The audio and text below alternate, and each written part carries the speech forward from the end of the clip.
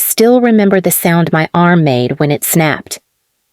It wasn't loud, more like a muffled crack buried beneath my scream, but it felt like the entire world stopped spinning for a moment.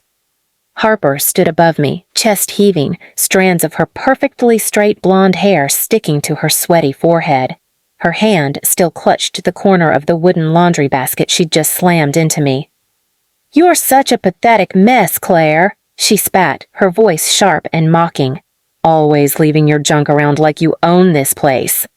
I gasped for air, trying to push myself off the hallway floor, but every movement sent pain tearing through my arm like fire.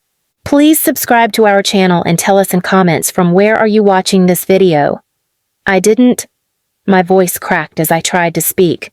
"I didn't leave anything." "Shut up," she barked, stepping closer. "God, you sound like a dying animal. Do you ever get tired of whining?" Before I could even reply, Mom's slippers scuffed against the linoleum as she came around the corner, sipping her tea like it was just another calm morning. She didn't look at me, lying on the floor with tears blurring my vision. She looked at Harper instead and smiled. "That's what you get," Mom said coldly, "for being worthless trash." I froze. Worthless trash. The words stung worse than the pain radiating from my arm. I turned to her, desperate, hoping she'd at least see how bad it was, but she was already walking away, muttering under her breath about drama queens. Dad appeared in the doorway a few seconds later, his phone still in his hand like he couldn't be bothered to pause his scrolling. "Dad, she broke my arm," I stammered, holding my wrist against my chest, my breath coming in uneven gasps. He barely glanced at me. "For crying out loud, Claire," he sighed. "Stop overreacting. It's probably just a sprain. You always make everything bigger than it is." Then he went back into the living room, shutting the door behind him. The door clicked. That sound burned into my brain louder than anything Harper had done. I stayed there on the cold hallway floor for what felt like hours, the faint hum of the TV in the background, and Harper casually scrolling on her phone like she hadn't just snapped a bone in my body. She glanced down at me eventually and smirked. "Better not cry too loud," she whispered, leaning close so only I could hear. "Wouldn't want the neighbors to know how useless you are." I wanted to scream at her, claw at her, tell her she'd ruined me, but instead I stayed silent. Because deep down, I already knew the truth. No one in this house was ever going to take my side. By the time I managed to crawl back to my room, my vision kept blurring from the pain. My 8-year-old son, Noah, sat cross-legged on my bed, waiting for me. "Mom?" he asked softly, his tiny voice shaky when he saw my arm cradled against my chest. "What happened?" I forced a smile I didn't feel and whispered, "Just a little accident, buddy." But that night, after I finally drove myself to the ER with one hand on the wheel and Noah in the passenger seat, the doctor confirmed what I already knew. My arm was broken clean through. When I came home with my cast and the painkillers still fogging my head, Harper was sprawled on the couch eating grapes out of the bowl I'd bought. "Wow," she said, raising an eyebrow. "You actually went to the hospital for that? You're softer than I thought." Mom laughed from the kitchen without even turning around. "Guess some people are just built weak," she said loud enough for me to hear. I stood there in the doorway, Noah clutching my uninjured hand, and something inside me shifted. I realized then painfully, clearly, that they weren't ever going to love me. And for the first time in my life, I didn't feel sad about it. I felt cold. And cold was dangerous. Because people like me, we learn to stop begging for scraps. We learn to take everything. That night, I didn't sleep. The painkillers dulled the throbbing in my arm, but they couldn't quiet the pounding in my head. Every word Harper spat, every smirk Mom tossed my way, every dismissive glance from Dad replayed in an endless loop. I lay there in the dark, Noah curled up beside me, his tiny breaths warm against my shoulder. I should have been comforted by his presence, but instead, I felt a gnawing dread deep in my stomach. I wasn't just angry. I was done. Something inside me had shifted the moment Mom called me worthless trash. That was the last time I was going to beg for space in a family that thrived on my humiliation. By the third night, the pain in my arm was still sharp, but my thoughts had gone cold and clear. I stopped talking to them completely. No more trying to explain myself. No more defending Noah when Harper made jokes about him being the accident kid. No more running to Mom for help that would never come. I became quiet, invisible, and that made them uncomfortable. Because for as long as I'd lived under their roof, they'd fed off my reactions, my tears, my desperation, my endless attempts to fix things. When I stopped giving them that, I could feel their unease ripple through the house like static. It started small. One morning I overheard Mom in the kitchen whispering to Harper, "She hasn't said a word in days, not even to me." Harper laughed. "Good. Maybe she's finally learning her place." But there was something shaky in her laugh. I didn't answer. I just poured Noah his cereal, packed his lunch, and drove him to school without a sound. It unnerved them. Over the next week, I began noticing things they didn't think I'd see. Harper's constant texts from some number she always deleted immediately afterward. Dad's increasingly panicked calls from unknown numbers late at night. Mom's constant trips to the attic, shuffling boxes, locking the door behind her. Secrets. My family had so many of them. Before, I never would have noticed. I'd been too busy defending myself, reacting to their cruelty. But now, I watched, listened, memorized. One evening, I walked past the kitchen and paused when I heard Dad's voice, low and urgent, leaking from the doorway. "You promised," he hissed into the phone. "If anyone finds out, we're done. Do you hear me? Done." I stopped breathing, straining to hear more, but he slammed the phone on the counter the second he noticed me in the hallway. "What are you staring at?" he snapped. "Nothing," I said softly, keeping my face blank. I turned to leave, and for the first time in my life, I saw him hesitate. That tiny flicker of fear, I clung to it like oxygen. It was Noah, though, who gave me my first real opening. We were sitting on the front porch one Sunday evening, watching the sun dip behind the trees when he tugged on my sleeve. "Mom," he whispered, "Aunt Harper hides papers in her shoebox." I frowned. "What papers, baby?" "I don't know," he said, kicking his little sneakers against the step. "But she takes them out at night and whispers into the phone." I heard her say, "Don't let Claire find out." The next night, when everyone was asleep, I crept into Harper's room. My arm still ached under the cast, but I moved carefully, quietly. The shoebox was shoved behind stacks of clothes. Inside, beneath layers of old photos and receipts, I found a handful of folded documents, a loan agreement, 3 overdraft notices, and a credit card statement in my name. I froze. Harper had opened cards using my identity. She'd drained thousands, leaving debt piled high under my record. My breath came in short, sharp bursts. I wanted to storm into her room, scream, throw every paper in her face, but I didn't. Not anymore. Instead, I slipped the papers into a folder and tucked it beneath the false bottom of my dresser drawer. That night, as I lay awake staring at the ceiling, I understood something I hadn't before.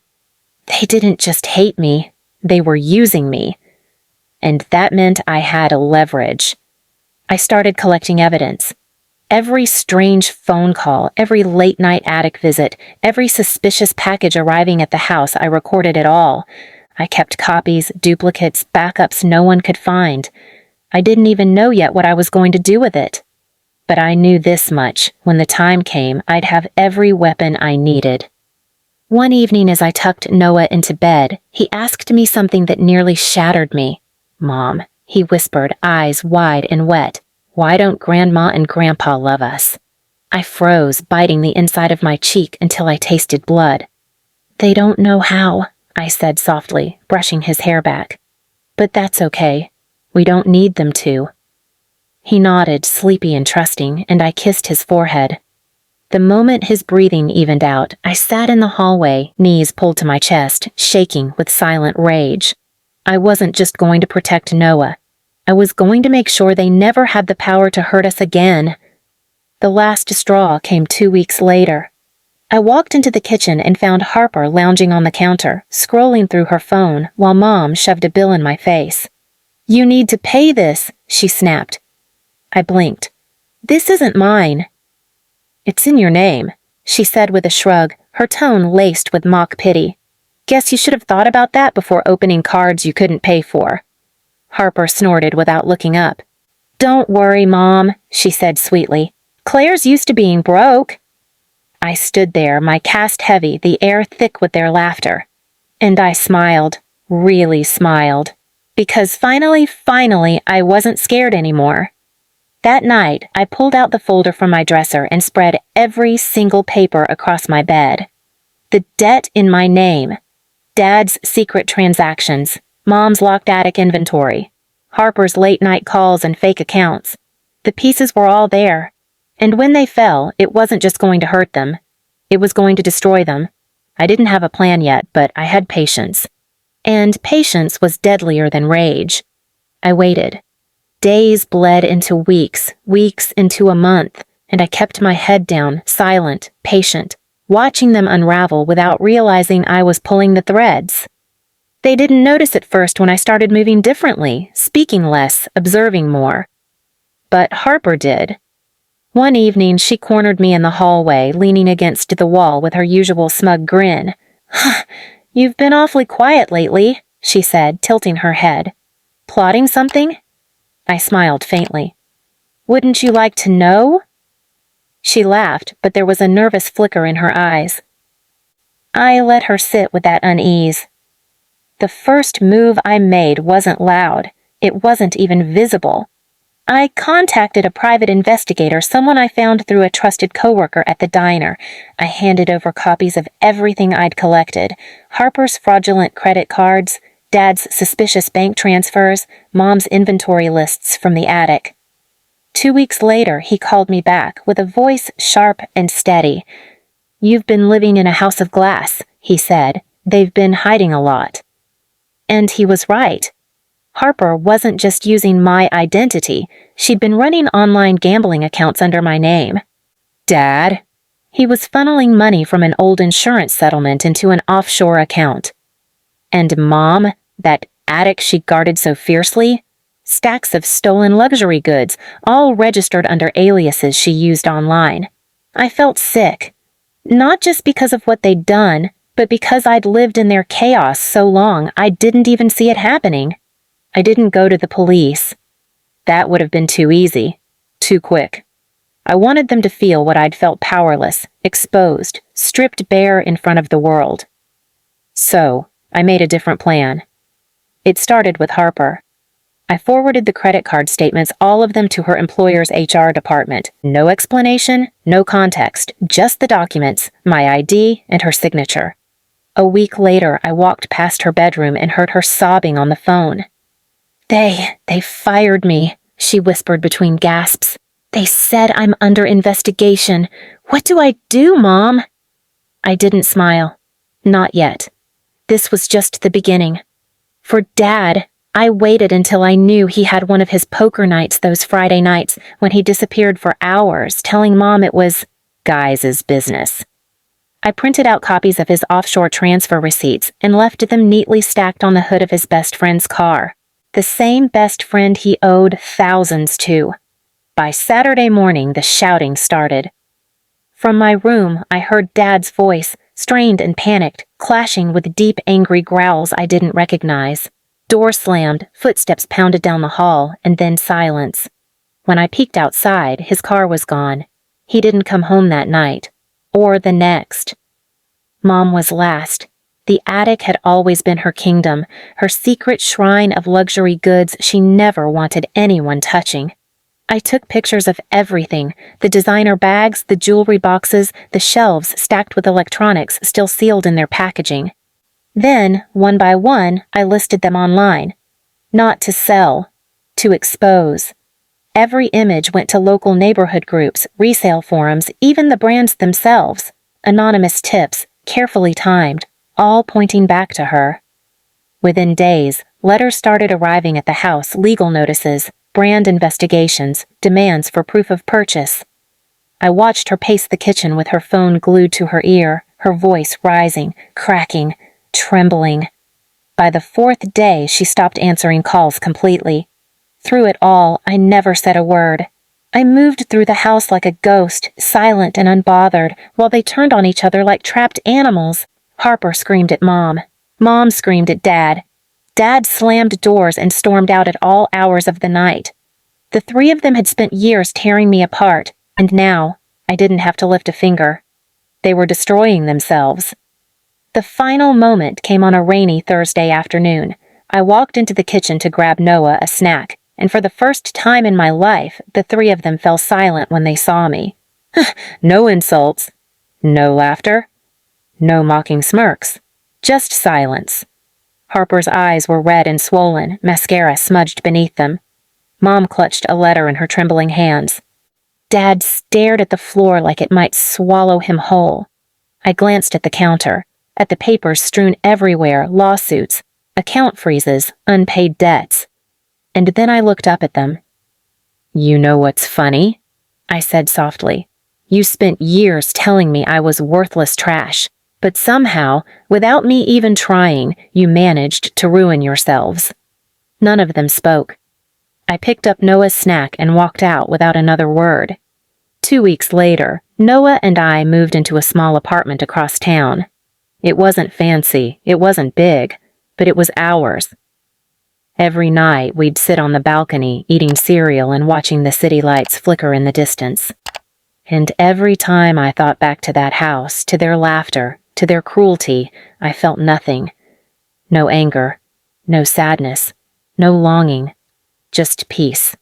Because they finally learned the lesson they spent my whole life preaching. Actions have consequences. And this time, I wasn't the one paying the price. Please subscribe to our channel and tell us in comments from where are you watching this video.